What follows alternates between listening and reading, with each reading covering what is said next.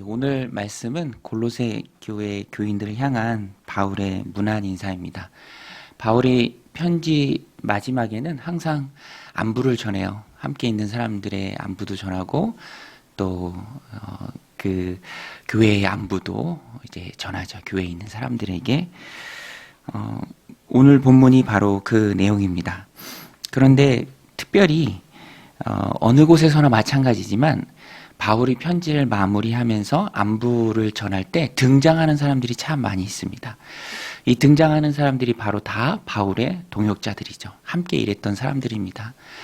하나님의 일은 혼자 하는 것이 아니라 함께 하는 것이죠. 바울도 정말로 많은 일들을 일평생 감당하는 가운데 그가 혼자 일한 것이 아니라 항상 동역을 했습니다. 그를 도와준 사람들이 참 많이 있었고요. 또 그가 도와준 사람들도 많이 있었습니다. 함께 연합해서 하나님의 일을 이루었다라는 것입니다. 한 명 한 명이 다 신실합니다. 오늘 본문에서도 소개하는 한 명 한 명이 참 다 신실해요.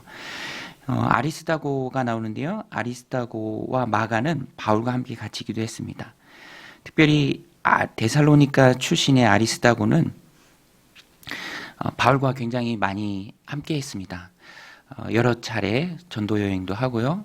또 그 옆에서 함께 옥에 갇히기도 하고요. 또 사도행전을 살펴보면 에베소에서 폭동이 일어났는데 그때 감금을 당하기도 합니다. 어려움도 같이 당했죠.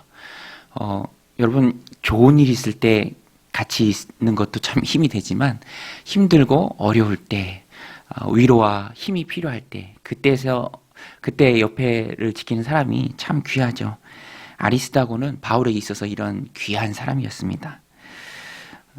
사도행전 또 바울이 쓴 서신저 포함하면 5번 정도 이렇게 이름이 나와요. 적은 횟수가 아니고요. 참 신실하게 그 옆을 지킨 사람입니다. 또 마가가 나오죠. 마가는 바나바의 조카입니다. 특별한 사연이 있죠. 마가는 1차 전도여행 때 함께 했다가 중간에 포기하고 돌아가요. 바울이 이걸 기억하고 2차 전도여행 떠날 때 바나바와 마가의 문제로 충돌이 생깁니다. 그래서 바나바와 바울이 갈라서는 계기를 제공한 사람이 바로 마가죠. 그러나 마가도 여기서는 이 후의 일이죠. 한참 후의 일인데 여기서는 바울의 옆을 지킵니다. 함께 갇혀 있습니다. 그리고 바울에게 큰 위로와 힘을 줍니다. 또 유스도라는 사람을 포함해서 이 모든 사역자들이 바울 자신에게 큰 위로가 된다라고 고백합니다. 11절에 보면 유스도라 하는 예수도 너에게 문안하니라. 그들은 할레파이나 이들만은 하나님의 나라를 위하여 함께 사역하는 자들이니 이런 사람들이 나의 위로가 되었느니라. 유스도라는 예수는 흔한 이름이죠. 그래서 여기서도 그 이름이 나오는 것이고요. 할레파는 보통 성경에 할레파다라고 하면 좀 부정적인 이미지가 강한데 여기서만큼은 그냥 부정적인 이미지 없이 유대교 배경을 가진 그리스도인을 뜻합니다. 그러나 하나님의 나라를 위해서 거기에 머물러 있지 않고 그리스도인이 되어서 하나님의 나라를 위해서 지금 함께 동역하고 있다. 그리고 그들이 나에게 큰 위로와 힘이 된다. 하나님의 사람들이 하나님의 나라를 위해서 그 확장을 위해서 함께 일할 때 정말로 힘이 되죠. 위로가 됩니다. 바울도요. 하나님의 나라 확장을 위해서 하나님과 함께 사역하지만 그 사역이 늘 즐겁고 기쁜 일만 있었던 건 아니죠. 힘들고 어려운 일이 참 많았습니다. 모험도 당하고요. 또 조롱도 당하고 핍박도 많이 당하고 바울이 고린도후서에서 고백하잖아요. 어려움이 참 많아 있었습니다. 그런데 하나님이 바울을 위로하실 때 어떻게 위로하시냐? 직접적으로 그 사람 바울의 마음을 위로해 주실 때도 있지만 바울에게 힘이 되고 위로가 되는 사람들을 이렇게 붙여주실 때가 참 많이 있었습니다. 그래서 바울은 그들을 통해서 힘과 위로를 얻었죠. 또 골로새 교회에서 온 에바브라라는 사람을 소개합니다. 에바브라를 두고 바울이 교회를 위해서 두고 온 교회를 위해서 열심히 기도하고 수고하는 사람이다라고 골로새 교인들에게 말합니다. 오늘 본문 앞부분에 보면 그렇게 바울과 동행했고 바울과 함께 하나님 나라 확장을 위해서 수고했고 또 바울에게 위로와 힘이 되는 사람들을 소개합니다. 그들은 아름답게 헌신했죠. 그래서 이 바울 옆에서 곁을 지키고 바울에게 힘과 위로를 주었던 사람들을 보면서 생각나는 말씀이 있습니다. 맡은 자에게 구할 것은 충성이다. 여러분, 하나님이 우리에게 사명을 주신 줄로 믿습니다. 그 사명을 감당하고 이루며 나아갈 때 우리가 가지고 있어야 될 모습은 오늘 바울과 또 바울 곁에서 함께 동역했던 사람들의 모습이죠. 충성입니다. 신실함이에요. 떠나지 않고 그 자리를 지키고 감옥에도 함께 갇히고 함께 갇힌 자가 되고 또 힘들어하는 바울을 곁에서 위로하고 또 두고 온 교회를 위해서 열심히 기도하고 세워나가는 그 모습을 보여주고 그런 모습들이 정말로 충성스러운 모습이죠. 하나님의 교회는 제가 보니까 충성스러운 사람들을 통해서 세워져 갑니다. 신실한 사람들, 충성스러운 사람들 많지 않아도 상관없습니다. 소수여도 상관없습니다. 그러나 하나님은 분명히 충성스럽고 신실한 그 사람들을 통해서 하나님의 교회를 힘있게 세워가시죠. 그래서 거룩한 공동체 안에는 다수가 있고 많아지는 것도 물론 중요하겠죠. 그렇지만 눈사람을 불릴 때 그 안에 핵심이 중요하잖아요. 그게 단단하면 정말로 공동체가 힘있게 세워지는 것이죠. 그리고 그 단단함은 하나님께서 충성스러운 사람들을 통해서 세워져 가도록 하십니다. 그러니까 신실한 사람들이 많아지는 게 공동체에서 참으로 중요합니다. 오늘 말씀에 나오는 신실한 사람들을 통해서 하나님 우리에게 도전을 하시죠. 우리도 그런 신실한 사람들이 될 것, 힘이 되고 위로가 되고 서로를 지켜주는 사람이 될 것, 우리에게 하나님의 말씀을 통해서 도전하시는 것입니다. 하나님은 신실한 사람을 기뻐하십니다. 하나님께서는 꾸준히 그 자리를 지키며 사명을 감당하는 사람들을 통해서 하나님의 일을 이루어 가십니다.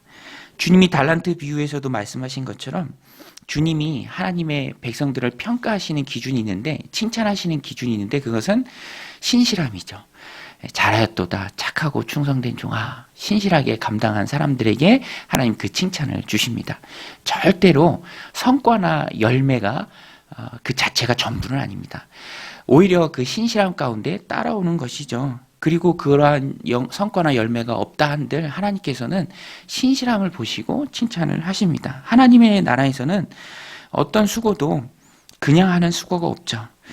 그래서 오늘 하나님이 2021년 마지막 날에 특별히 오늘 우리에게 주신 이 말씀을 마음 가운데 새기면서 2022년도 새해에는 신실한 모습으로 우리가 하나님 앞에 서고 영혼들을 섬겨나가는 저 여러분들이 다 되시길 바랍니다.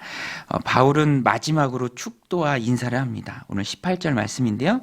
나 바울은 친필로 문안하노니 내가 매인 것을 생각하라. 은혜가 너에게 있을지어다. 이 바울이 마지막으로 인사를 하면서 콕 집어서 말합니다. 내가 매인 것을 너희가 생각하라. 바울이 왜 매였죠? 지금 바울은 로마의 가택연금 상태입니다. 갇혀있는 상태예요. 4차 전도여행이죠. 유라굴로 광풍을 지나서 로마로 압송되고 황제 앞에 항소하는, 그래서 바울은 로마에 지금 갇혀있는 상태입니다. 그런데 그것을 생각하라라고 골로새 교회 교인들에게 말합니다. 바울이 복음을 위해 갇혀있는 그 모습을 너희가 기억하라. 그러니까 바울은요, 자신의 삶으로 메시지를 전하는 것입니다. 내가 복음을 위해 수고하고 충성되이 사명을 감당하면서 갇혀있는 지금의 상태를 너희가 기억하라. 바울은요, 갇혀있는 상태에서도 교회를 생각하며 서신을 썼습니다. 교회에게도 보내고 개인에게도 보냈습니다. 우리가 잘 알고 있는 4개의 서신이 있죠. 에골, 빌몬, 에베소서, 골로새서, 빌립보서, 빌레몬서입니다. 그런데 에베소서, 골로새서, 빌레몬서는 지금의 터키 지역이에요. 소아시아, 로마령의 아시아 주, 거기에 보낸 편지입니다.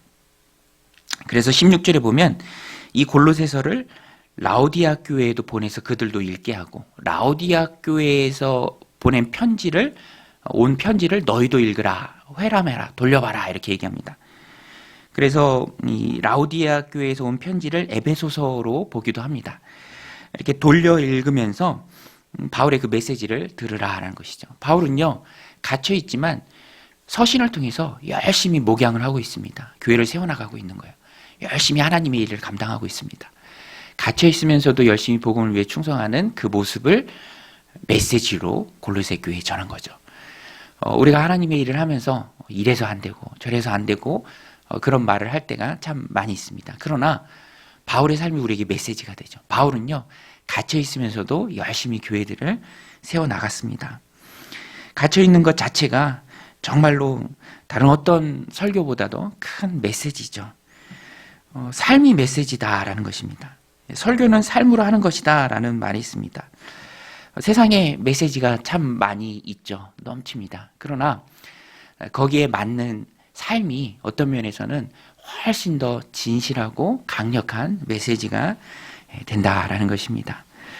말에 힘이 있으나 삶이 메시지와 다르다면 그것은 아무런 감동이 없는 것이죠. 그래서 바울이 오늘 우리 삶에 던져주는 메시지가 참 강하죠. 바울은 전하는 메시지나 또 그의 삶이나 똑같았습니다. 한국교회 위대한 신앙의 유산인 주기철 목사님 보십시오. 얼마나 돌아가신 지 오래됐지만 지금도 그 삶으로 우리에게 던져주는 메시지가 참 크죠. 실제로 목사님이 당시에는 그렇게 주목받는 목회자는 아니었습니다. 주목받는 교회를 이끄는 분도 아니셨죠. 그러나 그의 삶은 하나님 앞에서 신실했고요. 목사님이 그 삶이 지금도 많은 사람들에게 메시지가 되고 있습니다. 목숨보다 하나님을 바로 섬기는 신앙이 중요하다. 세상과 타협하지 않는 신앙의 절개를 삶으로 지금도 전하고 계시죠. 바울의 메시지와 삶도 일치했습니다. 그래서 그의 편지에 힘이 있는 것이고요. 그의 편지를 통해서 교회와 영혼들이 힘있게 세워져 나가는 것입니다. 오늘 우리도 이런 바울의 모습을 배워서 내 삶이 세상에 그리스도를 전하는 힘있는 메시지가 되시기를 바랍니다. 그리하여 새해에도 2022년에도 놀랍게 역사하시는 하나님을 만나는 내 삶을 통해서 놀랍게 역사하시는 그 하나님을 만나는 저 여러분들이 다 되시기를 주님의 이름으로 간절히 축원드립니다. 우리 같이 말씀 붙들고 함께 기도할 때 하나님 맡겨주신 일에 신실하게 하게 하소서. 신실함이 주님께 기쁨이 되는 줄로 믿습니다.